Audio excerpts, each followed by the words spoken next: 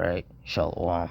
First and foremost, I want to start this lesson off by giving all the praise, honor, and glory unto Yahweh, Ba'ashem, Yahushai, Ba'ashem, Rakakwadash.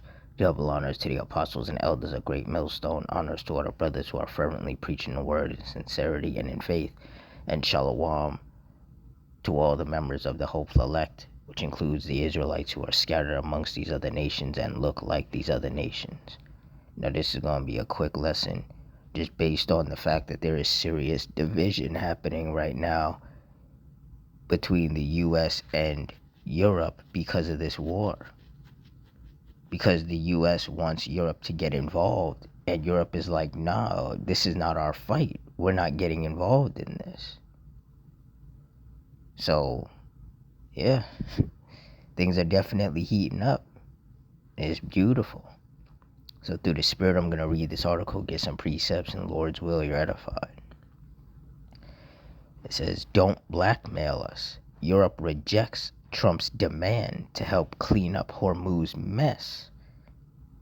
It says, this is not Europe's war, the EU tells Washington in a bruising rebuke on Iran, even as oil prices rise. And it's a good thing that they're calling it what it is. It's a mess. You see, Israel and the U.S. thought that this was going to be smooth. They thought that they were going to bomb Iran. Iran was going to surrender, and that was going to be the end of it. They were not expecting it to last this long and for it to get as bad as it has gotten, especially for them. You know, the U.S. and Israel, you know, the U.S. troops out there and Israel, they've been taking a lot of hits, man. A lot of hits. And they're obviously doing a fair amount of damage to Iran, but Iran is putting up a lot bigger of a fight than they anticipated.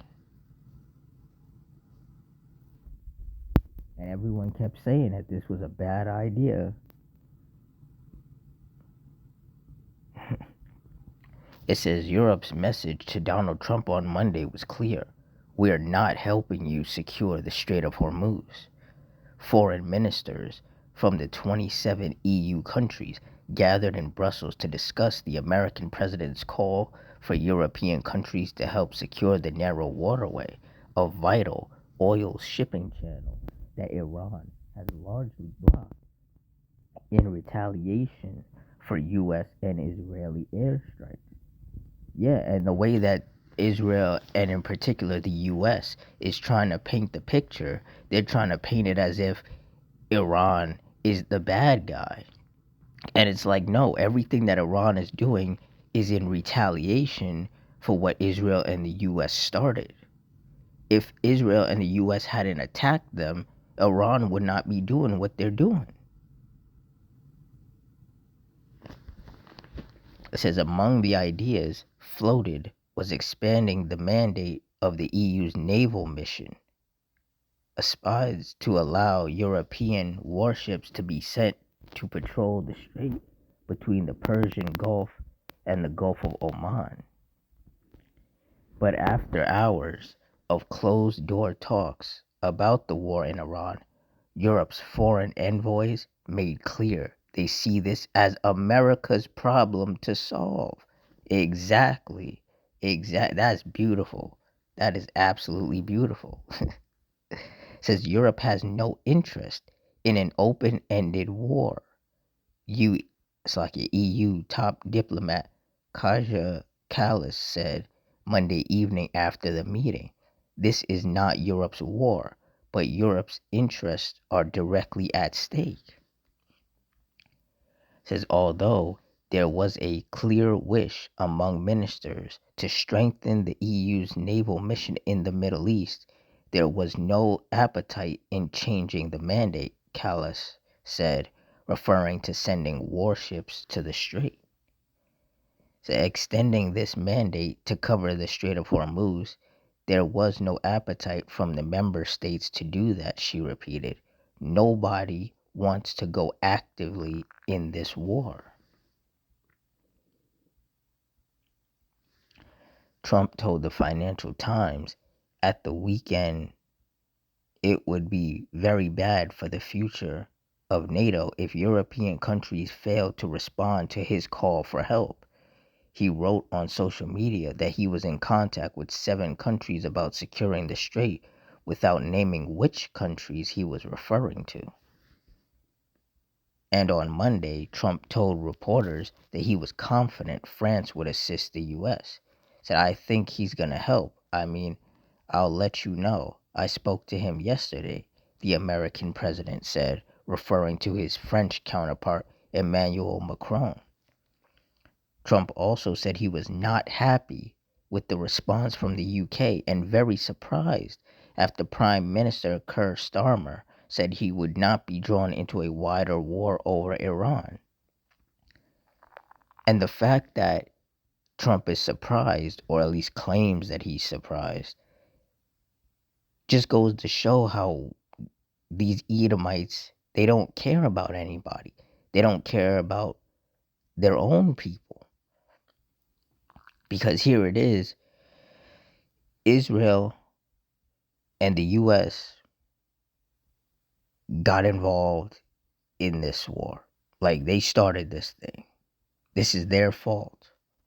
And they're like, well, everybody else, our allies should just jump in and, risk getting attacked themselves just because we want them to.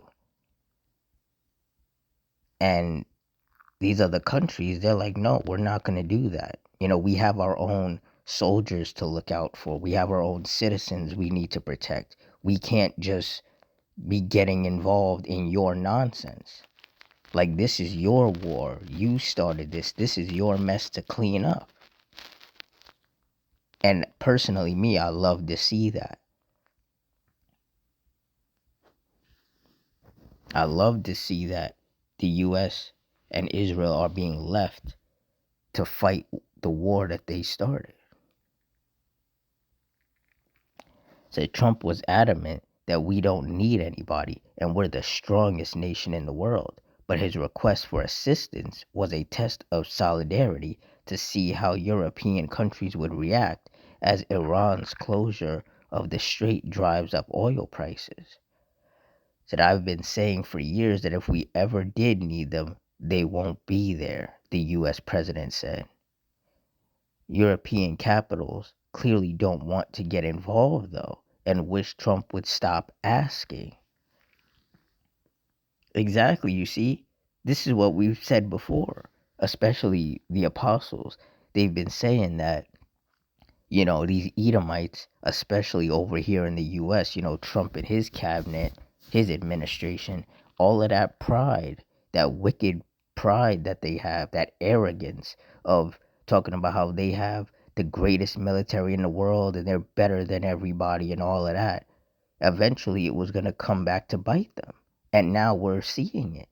Now, the US has gotten themselves into something they can't get out of. They're in too deep in this war. Anybody with common sense saw this coming.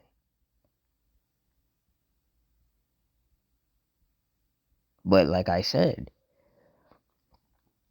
the US and Israel, Trump and Netanyahu in particular, thought that this was going to be clean. They overwhelm Iran with some missiles. Iran surrenders. And in their mind, that would have took just a couple of days. But it's been more than 2 weeks, I believe, and they're still very much in this war. So things definitely did not go the way that they foresaw it going. It says, the Americans chose this path together with the Israelis, German Defense Minister Boris Pistorius said, adding that Germany's main responsibility was to defend NATO territory. So we did not start this war, Pistorius stressed. German Chancellor Friedrich Merz also poured scorn on the idea of committing Berlin to the conflict, triggered when the US and Israel launched strikes on Tehran on February 28th and killed the Iranian supreme leader. Said NATO is a defense alliance, not an interventionist one. And that is precisely why NATO has no place here at all. Exactly. They're like, if Iran was to attack them or something like that, that would have been different. But the US and Israel attacked Iran. So Iran is merely just defending themselves. So it's like, why would we get involved when they're defending themselves after you attacked them? Like that, but that's the Edomite mindset, especially the Edomite over here in America. You know, that pride, you know, that feeling of we can do whatever we want to whoever we want and nobody's allowed to question us.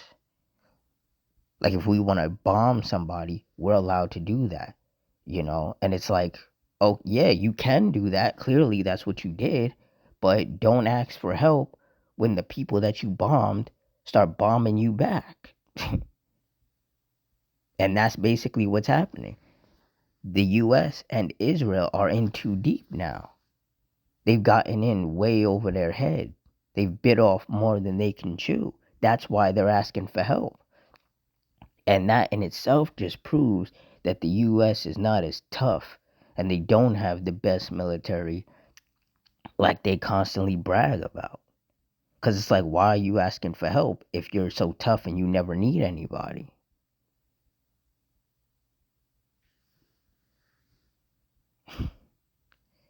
Says, I hope that we will treat one another with the necessary respect within the alliance, Merz added in an apparent rebuke to Trump's grousing. Luxembourg's Deputy Prime Minister Xavier Bettel went even further, stressing his country would not give in to blackmail from Washington. Said, don't ask us to send troops, Bettel told reporters in Brussels. U.S. Ambassador to NATO Matthew Whitaker on Monday reiterated Trump's call for allies to support the war in Iran, given they import limited volumes of oil from the Gulf region. Said ultimately that security of the Strait of Hormuz is in their interests, he said. Trump is absolutely right to suggest that our allies need to help us and support our efforts, Whitaker added. And that's the thing. That's the problem with America and the US in general. It's like they don't get it. They don't get it. You know, these other countries, they're like, listen, yes, we are being affected as well because of the Strait of Hormuz being closed down. You know, the world in general is being affected because a lot of oil gets transported through there. So a lot of prices are going up in these different countries because of this. But a lot of these other countries, they're like, listen, we can probably make a deal with Iran that makes our life easier, you know, so long as we don't get involved, you know, and, you know, we show Iran that we don't have any problems with them. We could probably make a deal with them that will, you know, lower the prices for us because this is an Israel US problem. Like, yes, it's affecting everybody else, but this whole situation started because of Israel and the US. So it's like the US and Israel got to figure this out. They put the world in this position. So they got to figure out how to get the world out of it. Says the Strait of Hormuz, through which about 1/5 of the world's oil is transported, remains effectively closed due to Iran's threats to shipping, causing the price of a barrel of oil to surge past the $100 mark this week.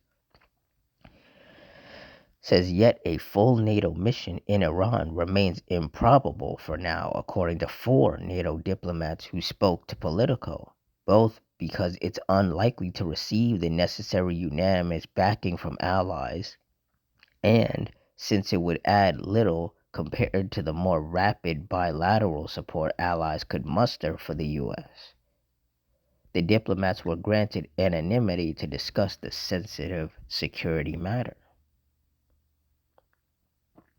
Says so far, the U.S. hasn't formally asked NATO countries for support as part of the alliance's framework, two of the diplomats said. But some allies won't be steered into involvement there, one of the diplomats said. Plus, it's not directly NATO's area of responsibility. Says that point was repeatedly underscored by Callas and other top officials on Monday. Europe is not part of this war. We have not started this war, she said, and the political objectives are unclear. The EU's leaders are holding a summit Thursday, and an early draft of the conclusions obtained by Politico dated March 13th, which has been worked on by national diplomats and will go through several revisions, says leaders will call for de-escalation and maximum restraint in Iran and the wider region. So basically, they're, keeping their hands clean. They're like, listen, you got yourself in this mess, you get yourself out of it. You can't sit around here and start wars with people, and then when you start getting your ass handed to you, then you wanna call for others to jump in. It's like, nah, you gotta fight this fight that you started. You gotta clean up this mess that you made. And so long as Iran does not attack any of the NATO nations, nobody got a problem with them.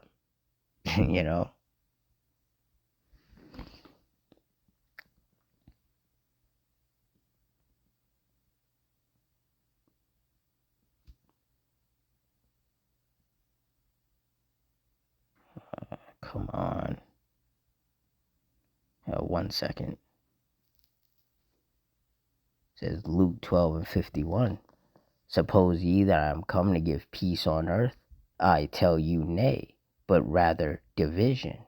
And that's exactly what's happening here. Division. These European countries, they're not jumping to America's aid, to America's defense, because they know that if they get involved, it's going to be even worse for them.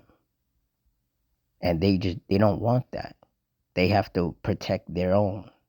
They have to help their own people. And like they said, they're more of a defensive alliance, in case one of them gets attacked.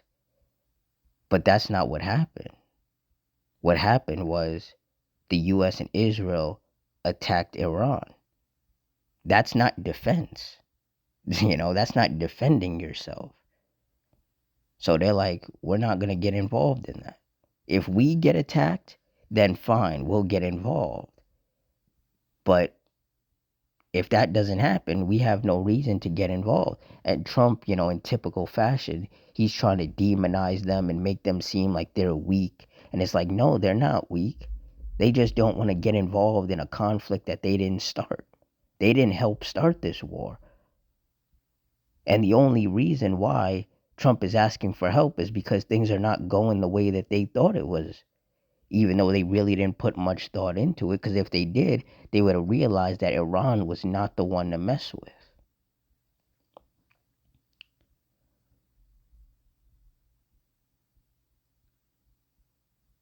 And that's something that Trump is going to have to live with. It's something he's going to have to deal with, is the fact that all of the U.S. casualties that are happening out there in the quote-unquote Middle East because of this war, that's on him. All the people who have died, that blood is on his hands. When Israel decided they were going to bomb Iran and, basically was like they want the U.S. to help them, Trump could have said no.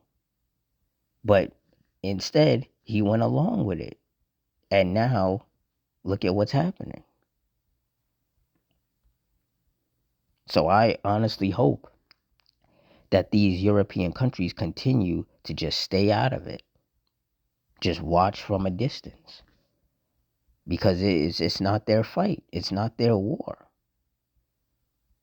It's not their mess to clean up. And yeah, oil prices are going to continue to rise. But everybody already knew that that was going to happen. At least everybody with common sense knew that that was going to happen. So, these European countries, they're probably, preparing, to handle that in some way to try to take the strain off of their countries.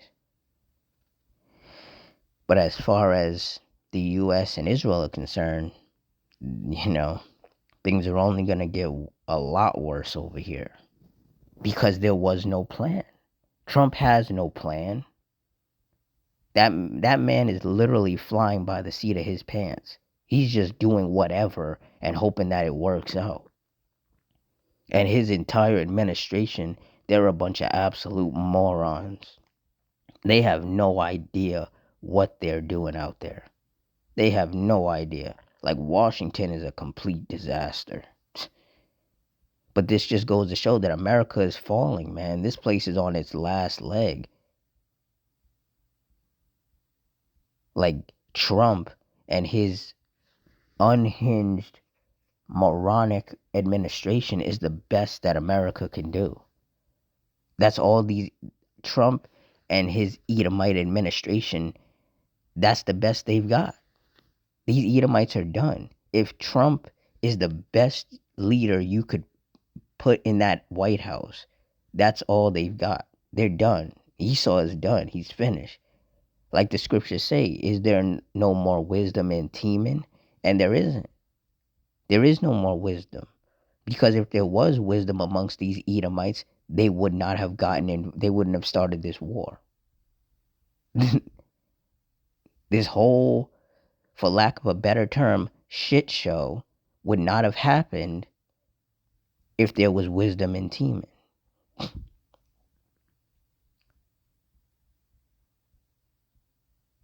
So yeah, we're just gonna continue to watch and see how this war plays out. But yeah, we are definitely in a time of war, like it says in Ecclesiastes 3:1, and verse 8.